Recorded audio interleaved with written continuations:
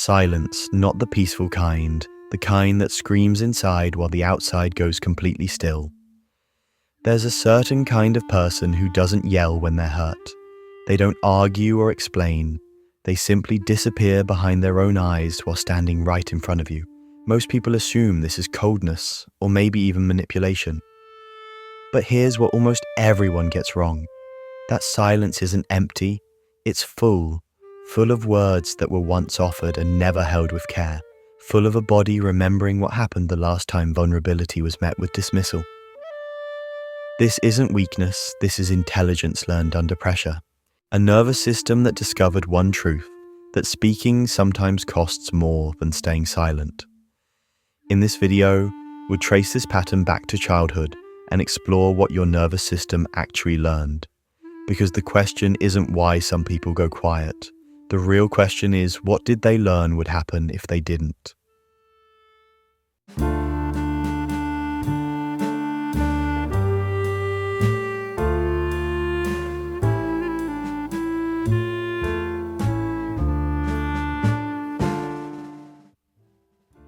Silence was never the first choice. No one is born believing their feelings are a burden or that their voice doesn't matter. That belief is learned slowly and quietly in moments that often look small from the outside but feel enormous on the inside. It begins when expressing yourself doesn't lead to understanding, when you explain how something hurt and you're told you're overreacting, when you speak with honesty and the response isn't curiosity but defensiveness or dismissal or silence in return. Over time, a pattern forms. Each attempt to speak carries a cost. Emotional exposure without safety, vulnerability without repair, and eventually the mind makes an adjustment, not out of weakness, but out of self-preservation. If saying something creates tension or misunderstanding or rejection, then maybe saying nothing is simply safer. The lesson isn't taught in words, it's taught in outcomes.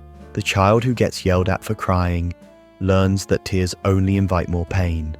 The teenager whose confession is later used against them learns that honesty can be dangerous. And once that lesson settles deep into the body, silence stops feeling like suppression. It starts to feel like control. There's a woman who shared her story recently. She said she grew up learning how to be quiet to survive. Although she was fed and clothed, her parents didn't seem to care about how she felt or what she thought about anything. Her father was neglectful and her mother was emotionally distant. She turned 69 this year, and she realized something profound. An unsafe environment has the capacity to shut a child down completely and cause them to struggle with self-protection for the rest of their life. Her story isn't unique, and what makes it especially painful is this. The people who taught silence often weren't villains. They were usually struggling themselves, passing down patterns they inherited from their own parents. Hurt people raising hurt people, silence breeding silence across generations. In psychology, this pattern is called emotional withdrawal, and despite how clinical that sounds, it isn't about detachment or lack of feeling. Emotional withdrawal is what happens when connection has become unpredictable, when closeness feels conditional and expression feels risky every single time. Some people withdraw temporarily to regulate their emotions or think things through. That kind of withdrawal is healthy, but emotional withdrawal becomes something else when it turns chronic. The person doesn't just step back from a single conversation. They step back from expectation altogether, from hope, from the very possibility that being understood is even available to them. From the outside, this looks like emotional distance, but internally the emotional system is often highly active.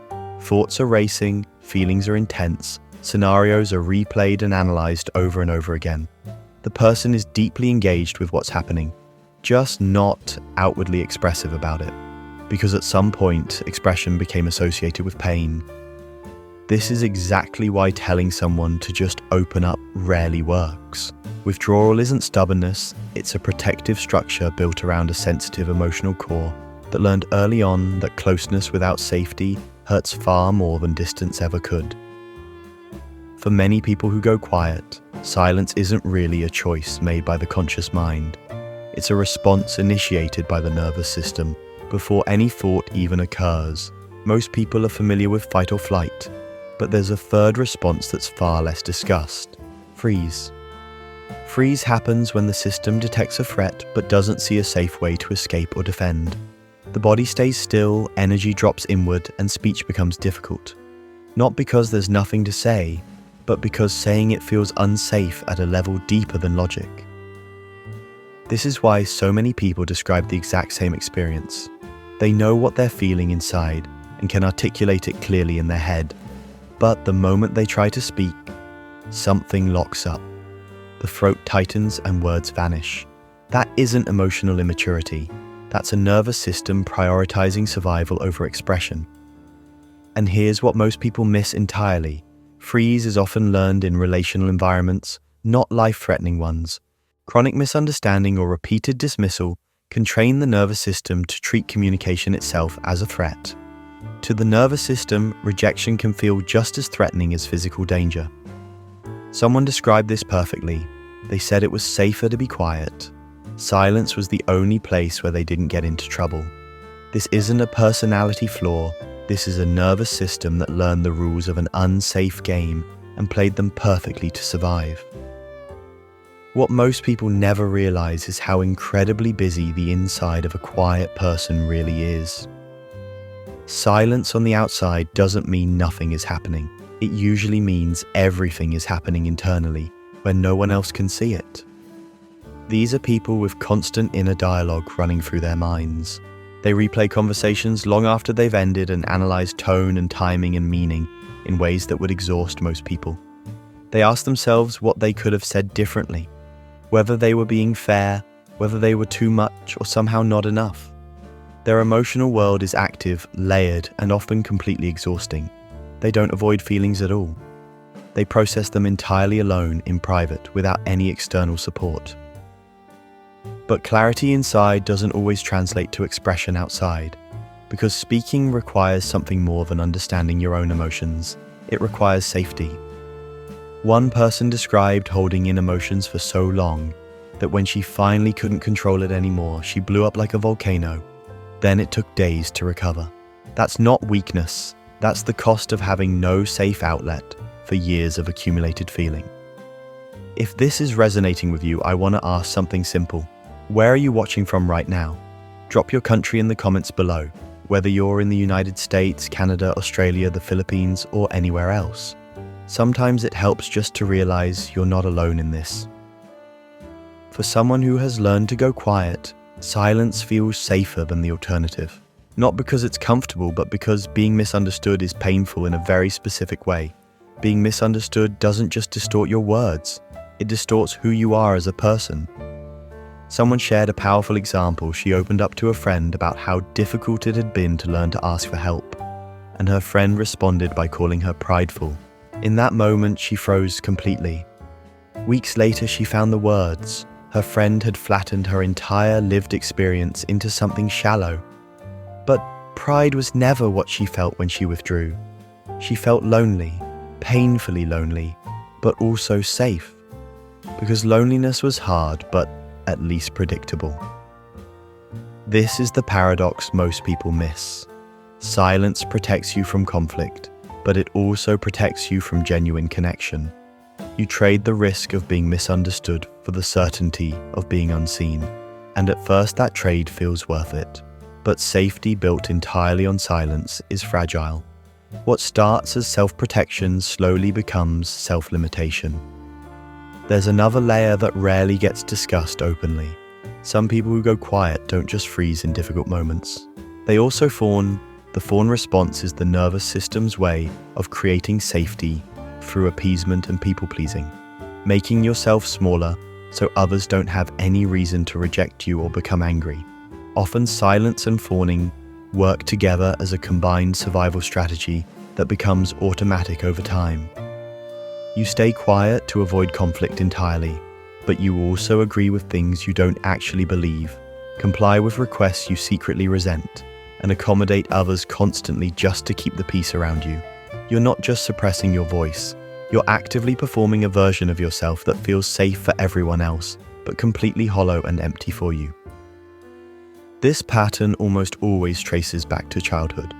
Back to a child who learned that having needs was inconvenient, that the safest way to exist was to take up as little emotional space as possible. That child is still there inside you. Psychology calls this the inner child. And when you go quiet as an adult, very often it's not the adult making that choice. It's that child inside, still protecting themselves the only way they ever learned how. Here's something to consider. Do you go quiet primarily to protect yourself or to protect others from your truth? Type 1 in the comments if you go quiet mainly to protect yourself. Type 2 if you go quiet to avoid burdening others. Or type 3 if it's both. There's no wrong answer. The only goal is awareness. One of the most confusing things about people who withdraw is how inconsistent they seem. One day they're warm and engaged and fully present. The next they're distant and impossible to reach.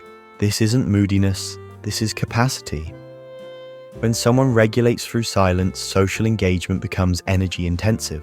On good days they can show up and even shine, but that openness comes at a cost. After extended interaction or subtle tension, their system needs to retreat to recover. This is why they're often misread as cold. People assume the distance is intentional, but it's regulation, not rejection. Their warmth wasn't an act, and their silence isn't punishment. They pull away because caring deeply requires more energy than their system can sustain continuously. What keeps you safe at first doesn't always keep you free. Silence begins as protection, but when it becomes your default, the costs accumulate. Connection thins, conversations stay surface level. A strange loneliness settles in, not because you're alone, but because no one truly knows you. The walls that keep pain out also keep intimacy out. Needs go unspoken, resentment turns inward, and the longer silence lasts, the harder it becomes to break. Even when safe people appear, your system doesn't recognize safety. It only recognizes habit. As one person said with dark humor, we're basically trapped, but at least we have our dignity. There's truth in that. The dignity of silence is real, and so is the cost. Here's what rarely gets acknowledged in conversations about quiet people. The same sensitivity that makes silence feel necessary is also a form of profound intelligence that most people overlook. People who go quiet when they're hurt aren't emotionally underdeveloped at all. They're often the complete opposite, hyper-aware of everything happening around them, deeply perceptive in ways that others simply cannot match, able to read rooms, sense tension, and understand complex dynamics that most people miss entirely. They notice the subtle shift in someone's tone before anyone else picks up on it. They remember small details from conversations that others have completely forgotten. Their silence isn't weakness, it's actually the result of processing too much information, too deeply, with too little support along the way. The ability to sit with discomfort without immediately reacting. The capacity to hold complexity without needing to simplify it. The depth to truly understand pain because you've carried so much of it alone for so long. These aren't flaws or defects in your character. These are gifts that developed precisely in the absence of safety. Think about it this way. The same person who goes completely silent in conflict is often the one friends turn to when they need someone who will truly and deeply listen to them. The same person who struggles to defend themselves often defends others with remarkable clarity and conviction. The empathy that makes self-protection so difficult is the exact same empathy that makes them absolutely irreplaceable to the people who know how to see them properly. And here's where hope enters. Neuroscience tells us that patterns learned can be unlearned. Neuroplasticity means the nervous system that wired silence as safety can learn to wire expression as safe too. Not overnight, but through repeated experiences of being met with care instead of correction. Every safe experience becomes new data. Every time you speak and are truly heard, the old pattern weakens and new possibility strengthens. This isn't about becoming someone you're not. It's about accessing parts of yourself that were locked away for protection. Healing doesn't begin by forcing yourself to speak more or be more expressive. For someone who survived through silence, that kind of pressure only recreates the exact conditions that made silence necessary in the first place. Here's what's important to understand. Silence isn't the problem at all. Unsafety is the real problem. Silence was simply the intelligent response to an unsafe environment. What needs to change isn't your fundamental temperament or personality. It's the environment around your expression that needs to shift. Safety looks like being listened to without immediately being corrected or told you're wrong. It's curiosity from the other person instead of defensiveness. It's having space to speak without being rushed or minimized, or having your words reinterpreted into something you didn't mean. And safety doesn't arrive all at once like a sudden revelation. It shows up in small, quiet moments you might almost miss. A response from someone that doesn't escalate into conflict. A question asked without any hidden agenda behind it. Someone who stays fully present with you even when what you share makes them uncomfortable. Here are 3 things you can try this week. First, notice one moment when you go quiet. Don't change it, just notice. Second, write one sentence about what you were feeling. You don't have to share it with anyone. Third, identify one person who might be safe. Someone who listens without correcting. You don't have to talk to them yet. Just hold the possibility. Silence doesn't need to disappear for healing to happen. It just needs somewhere safe to soften. Because when real safety is present, words return on their own. Not forced or rehearsed, finally free to land where they belong. If you recognize yourself somewhere in this video, in the silence, the withdrawal, the careful holding back, there's something genuinely important you deserve to hear. You're not broken. You didn't miss some step that everyone else somehow learned. You adapted to circumstances that demanded adaptation. What looks like distance to other people is often intelligence that developed under pressure. A system that learned how to survive when connection simply didn't feel safe. And survival, even when it costs us something significant later in life, is never a personal failure. It's proof that something inside you knew how to protect itself when no one else was doing that job. Someone wrote that this channel has a gentle way of hitting raw nerves without making us feel broken or crazy. That's exactly what this space is meant to be. A place for the quiet patterns people rarely discuss openly. Somewhere right now, someone is watching this in complete silence. Someone who believed they were the only one. If that's you, know this. You were never invisible. You were always there, waiting to be seen, and now you are. If this helped you feel seen, consider subscribing. We explore the parts of the mind that don't shout but still matter deeply. Share your experience in the comments. A sentence is enough. Not to be fixed, not to be judged, just to be witnessed.